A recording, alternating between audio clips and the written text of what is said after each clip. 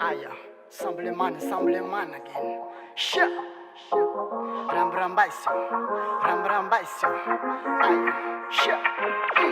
Black and white. Yeah, Kenta.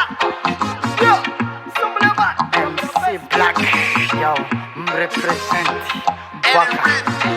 Head on the photo, Dema Shaka. So ever ready miala chingi Babylon Amma sumena afa dreadi kwa criminal Atova marpa ampereta foya banna Mana fujabi tonga ketu kun faganja man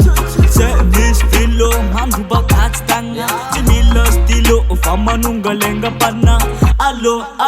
ampereta marijuana Manaf micheta maru kune fastanga Makaga ana kune anare ufanja kanga Antenge fami food drek mbola raranga chichefu kumangina kuni uziganja mana chis ghetto chimchecha marijuana chimidika ghetto kunja kenga chis pass le masumena lava anga nova ngamenas komisra kifeni ije chimenas kochi meno vola nans kuna no vola sas tazawa ghetto ifajima zava was fanava ghetto za anala ik satamas gefareda full gefadreda mevulala za anala ik ang abilistic tatagzik tik ang abilistic stickers ang manala ik ambaleke is tik fakarara pipik chemap muka ang akaratenga panga folk Babylon ze anges kana yo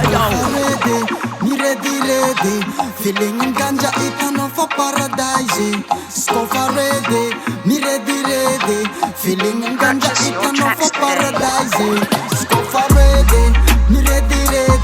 feeling in ganja itano for paradise Scofa ready me ready feeling in ganja itano for paradise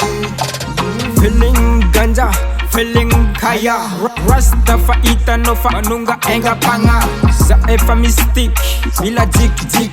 Zamana la ik Adono la vik Zana toma dit Zambo mis fanga Miara fiara monungut Akam tanana Ze efa stana Stin Babilana Sisef kumanginga fonga les marijuana Scofa ready me ready feeling in ganja itano for paradise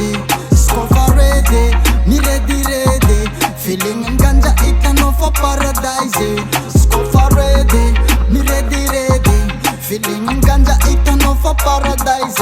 Scofa ready me ready feeling in ganja itano for paradise